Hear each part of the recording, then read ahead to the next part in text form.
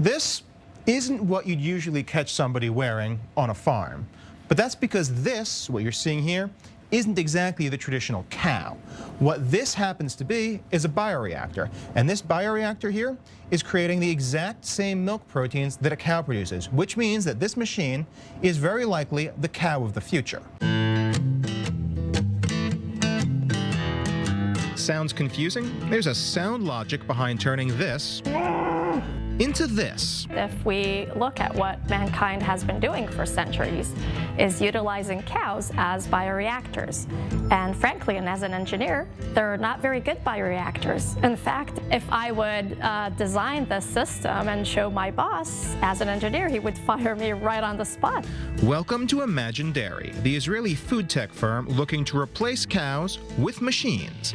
To them, it's simple economics. The conversion rate of what the cow eat to convert it to the protein existing in cow's milk is very, very low. It's around 4%.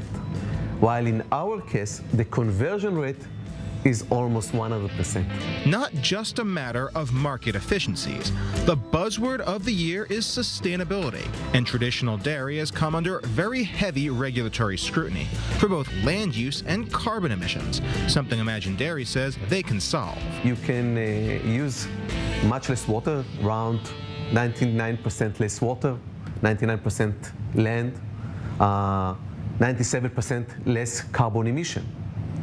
So it's a much more environmental friendly approach. But it's not like existing products that try to pretend vegetables are cheese. This cheese is real. There's just no cow involved. The process is called precision fermentation. Using genetic engineering, they can make yeast create milk instead of bread or beer. In the milk, there are 6 main proteins. Currently, we are expressing only one of them. But in the future, we are definitely going to produce some other protein as well. And the protein they've mastered so far lets them create just about any soft cheese or dairy product on the market, without the nasty parts you don't want to eat. You don't want, I guess, the antibiotics, or you don't want the growth hormone, or you don't want the cholesterol, necessarily, the lactose.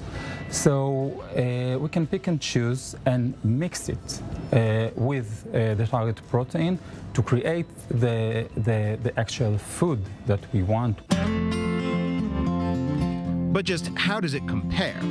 So now we're all pretty much out of our lab coats and uniforms and ready to do some taste testing here with a spread of somewhat traditional foods. We've got barekas, very Israeli.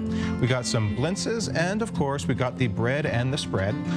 Now, what makes this stuff all unique is, of course, it's made with these synthetic dairy products like the sort that we saw a little earlier today. And we're going to do a little comparison, how they stack up against the traditional varieties. And the products here each pass the taste test, at least for this reporter, who inveterately avoids substitutes. The real test to come, though, the price point. It's a little bit more expensive, but it's coming there. Eventually, it will be much cheaper compared to the milk produced by cows. The goal here is to be on the market by the end of 2024.